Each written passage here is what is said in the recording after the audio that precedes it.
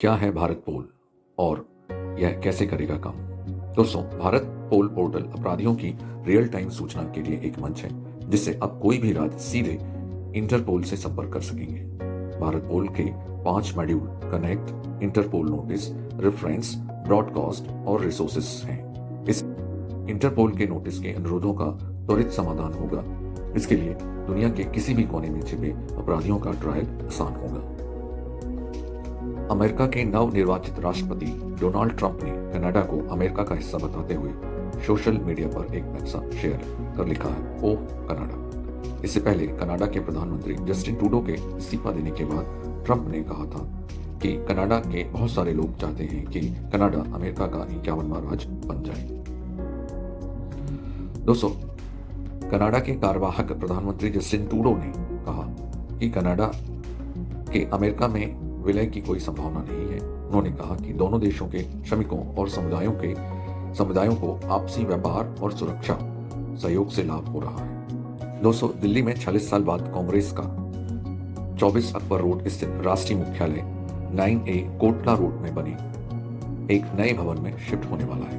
कांग्रेस महासचिव KC वेणुगोपाल ने बताया 15 जनवरी को इंदिरा भवन का उद्घाटन कांग्रेस संसदीय दल की प्रमुख सोनिया गांधी करेंगे। इंजेक्शन लगवाने में अब नहीं होगा दर्द। IIT बॉम्बे ने तैयार की बिना सुई वाली अनोखी सिरिंज। दोस्तों, IIT बॉम्बे के शोधकर्ताओं ने shock wave based needle free syringe विकसित की है जिसमें सुई नहीं होगी। इस सिरिंज से बिना दर्द के या त्वचा को बिना नुकसान पहुंचाए दवा को शरीर में पहुंचाया जा सकेगा। शोधकर्ताओं के मुताबिक दवा को सटीक और बेहद तेजी से शरीर में पहुंचाने के लिए शॉक सिरिंज डिजाइन की गई है।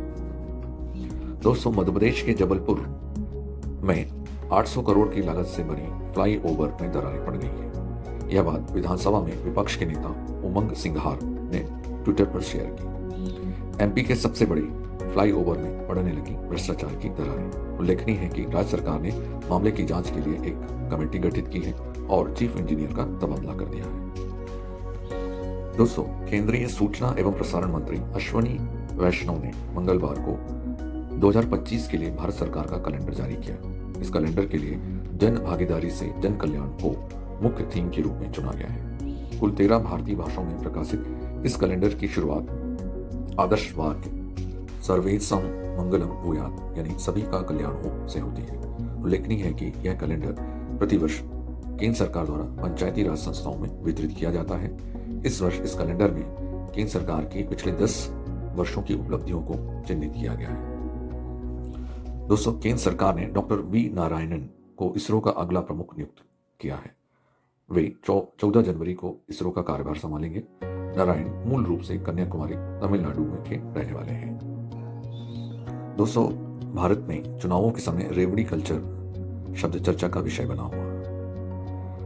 इसी विषय पर सुप्रीम कोर्ट ने कहा कि राज्यों के पास मुफ्त की रेवड़ियां बांटने के लिए पैसा है, लेकिन जिला जजों की सैलरी और पेंशन देते हुए राज्य आर्थिक तंगी का दावा करते हैं। कोर्ट ने महाराष्ट्र की लाडली बहना योजना का जिक्र किया। उल्लेखनीय है कि जब आर्थिक तंगी की बात की जाती है तो रेवड़ी कल्चर के तहत चल रही योजनाओं पर भी गौर करना चाहिए। चीन में बढ़ते HMPV वायरस के मामलों के बीच वुहान में स्कूलों को बंद करने की खबर सामने आई है। वुहान में पिछले 10 दिनों में HMPV वायरस के मामले 529% बढ़े। इसे लेकर WHO ने भी चीन से इस पर रिपोर्ट मांगी है। दोस्तों, दुनिया के कई देश ऐसे हैं जो घटते प्रजनन और जन्म दर के कारण घटती आबादी की समस्या से जूझ रहे हैं। 2024 में सबसे कम प्रजनन दर वाले देशों की सूची जारी की गई, जिसमें पहले नंबर पर ताइवान है। इसमें दक्षिण कोरिया, सिंगापुर, यूक्रेन, हांगकांग, रूस, इटली, स्पेन, जर्मनी आदि देश शामिल हैं। दोस्तों, सुप्रीम कोर्ट ने मुख्य चुनाव आयुक्त और चुनाव आयुक्तों की नियुक्ति को चुनौती देने वाली याचिकाओं से जुड़ी सुनवाई को 4 फरवरी तक टाल दिया है। कोर्ट ने कहा है कि यह मामला अदालत की राय बनाम कानून बनाने की विधायी शक्ति होगा। उल्लेखनीय है कि 2 मार्च 2023 को सर्वोच्च न्यायालय ने अपने फैसले में मुख्य चुनाव आयुक्त तथा अन्य चुनाव आयुक्तों की नियुक्ति के लिए प्रधानमंत्री, नेता प्रतिपक्ष और प्रधान न्यायाधीश को शामिल करते हुए एक पैनल के गठन का निर्देश दिया था। किंतु केंद्र सरकार द्वारा मुख्य चुनाव आयुक्त व अन्य चुनाव आयुक्त अधिनियम 2023 पारित किया गया। इस कानून के तहत चयन समिति में प्रधानमंत्री, एक कैबिनेट मंत्री, नेता प्रतिपक्ष या लोकसभा में सबसे बड़े विरोधी दल के नेता को शामिल किया है। उन्होंने प्रधान न्यायाधीश को चयन समिति से हटा दिया है। इसी आपत्ति को लेकर एक गैर सरकारी संगठन के द्वारा सर्वोच्च न्यायालय में याचिकाएं दायर की गई। दोस्तों, एसबीआई की रिपोर्ट के अनुसार चालू वित्त वर्ष 2024-25 में जीडीपी की वृद्धि दर लगभग 6.3% रहने की उम्मीद है, जो कि 6.4% के सरकारी अनुमान से थोड़ा कम है। क्या है मच्छरों की आबादी पर काबू पाने की टॉक्सिलमेड टेक्निक? ऑस्ट्रेलियाई वैज्ञानिकों ने मच्छरों की उस प्रजाति पर टॉक्सिलमेड टेक्निक का परीक्षण किया है जो डेंगू, बुखार, जीका और अन्य वायरस फैलाते हैं। वैज्ञानिकों के मुताबिक ऐसा करने से टॉक्सिक नर मच्छर अपने वीर्य से मादाओं को जहर दे देते हैं। जेनेटिकली मॉडिफाइड मच्छरों से सहवास के चलते मादा मच्छरों की उम्र घट जाती है, जिससे मच्छरों की आबादी पर काबू पाने पर आसान हो जाएगा। प्रवासी भारतीय दिवस भारत के विकास में प्रवासी भारतीय समुदाय के योगदान को चिन्हित करने के लिए प्रतिवर्ष 9 जनवरी को मनाया जाता है। दरअसल राष्ट्रपिता महात्मा गांधी 9 जनवरी 1915 को दक्षिण अफ्रीका से भारत लौटे और देश के स्वतंत्रता संग्राम का नेतृत्व किया। उनके आगमन की याद में 9 जनवरी को इस दिवस के रूप में चुना गया। अमेरिकी डॉलर के मुकाबले भारतीय रुपया बुधवार को लुढ़ककर इतिहास के निम्नतम स्तर 85.87 रुपए पर आ गया। रिपोर्ट्स के मुताबिक डॉलर के मजबूत होने, कच्चे तेल की बढ़ती कीमतें और विदेशी निवेशकों की बिकवाली के चलते रुपए में यह गिरावट दर्ज की गई। दोस्तों, भारत एकीकृत उपग्रह संचार ग्रिड तैयार करने की योजना बना रहा है। रक्षा अंतरिक्ष एजेंसी के महानिदेशक एयर वाइस मार्शल पवन कुमार ने कहा कि भारत के रक्षा बल विभिन्न कक्षाओं में अंतरिक्ष यान और डेटा रिले प्रणालियों से युक्त एक एकीकृत उपग्रह संचार ग्रिड बनाने की योजना बना रहे हैं। उन्होंने कहा, हम नहीं चाहते कि कोई भी सेवा किसी विशेष उपग्रह पर निर्भर हो। दोस्तों, क्यों ग्रीनलैंड खरीदना चाहते हैं डोनाल्ड ट्रंप? अमेरिका के नवनिर्वाचित राष्ट्रपति डोनाल्ड ट्रंप ने कहा वह ग्रीनलैंड को अमेरिका का हिस्सा बनाना चाहते हैं। ग्रीनलैंड रणनीतिक रूप से अमेरिका को यूरोप के करीब लाएगा, जहां से अमेरिका को रूस और चीन जैसे अपने प्रतिद्वंदियों की गतिविधियों पर नजर रखने में मदद मिलेगी। ग्रीनलैंड में खनिज तेल और नेचुरल गैस की प्रचुरता है। दोस्तों, अंतरिक्ष में फंसी सुनीता विलियम्स अंतरिक्ष यात्री निक हेग के साथ 16 जनवरी को अंतर्राष्ट्रीय स्पेस स्टेशन के बाहर इस साल की पहली स्पेस वॉक करेंगे। नासा ने इस मिशन का नाम स्पेस वॉक 91 रखा है। अंतर्राष्ट्रीय स्पेस स्टेशन के बाहर यह स्पेस वॉक लगभग 6.5 घंटे तक चलेगी और इस स्पेस वॉक का उद्देश्य स्पेस सेंटर को अपग्रेड करना और उसकी मेंटेनेंस करना है।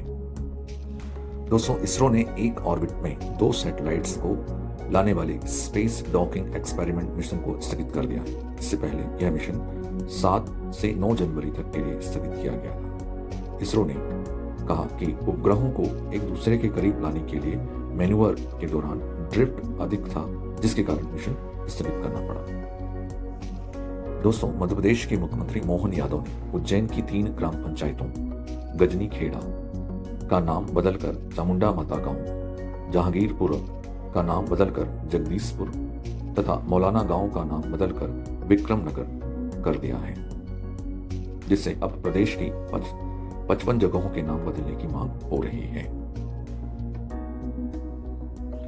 दोस्तों, विमेंस प्रीमियर लीग अर्थात WPL के तीसरे सीजन के लिए बीसीसीआई ने लखनऊ और बड़ौदा 2 वेन्यू फाइनल किए हैं। यह प्रतियोगिता लखनऊ और बड़ौदा में आयोजित की जाएगी। India open super 750 badminton tournament 14 जनवरी से नई दिल्ली के इंदिरा गांधी स्टेडियम के KT जाधव इंडोर हॉल में खेला जाएगा। लक्ष्य सेन और PV सिंधु भारतीय खिलाड़ियों की टीम का नेतृत्व करेंगे। दोस्तों, सेंट्रल एडमिनिस्ट्रेटिव ट्रिब्यूनल अर्थात कैट की जम्मू ब्रांच ने रिकॉर्ड 15,537 मामलों का निपटारा किया। यह जानकारी केंद्रीय मंत्री जितेंद्र प्रसाद को कैट के चेयरमैन जस्टिस रणजीत मौर्य ने दी। यहाँ दोस्तों ध्यान रखेंगे कि कैट के जो चेयरमैन हैं, वर्तमान चेयरमैन हैं जस्टिस रणजीत मौर्य तथा 8 जून 2020 को कोरोना के दौरान जम्मू में एक डिवीजन बेंच के साथ कैट की शुरुआत हुई थी। दोस्तों, भारतीय नौसेना के सबसे नए गाइडेड मिसाइल युद्धपोत INS तुशील ने 7 जनवरी को अपनी पहली पोर्ट विजिट पूरी कर ली। INS तुशील पश्चिमी अफ्रीकी देश सेनेगल के डकार बंदरगाह पहुंचा, जो उसकी पहली बंदरगाह विजिट है। उल्लेखनीय है कि INS तुशील को भारत सरकार द्वारा रूस से खरीदा गया है।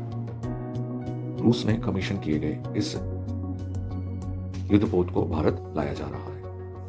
दोस्तों, 13 जनवरी से प्रारंभ हो रहे प्रयागराज में कुंभ मेले में ग्रीन महाकुंभ का आयोजन भी किया जाएगा। इसमें 1000 से ज्यादा एनवायरमेंट और वाटर कंजर्वेशन वर्कर शामिल होंगे। इसे शिक्षा, संस्कृति, उत्थान, न्यास आयोजित करेगा। उत्तर प्रदेश के मुख्यमंत्री योगी आदित्यनाथ इसके मुख्य संरक्षक होंगे। ग्रीन महाकुंभ में प्रकृति, पर्यावरण, पानी और सफाई के मुद्दों पर नेशनल लेवल की बैठक होगी।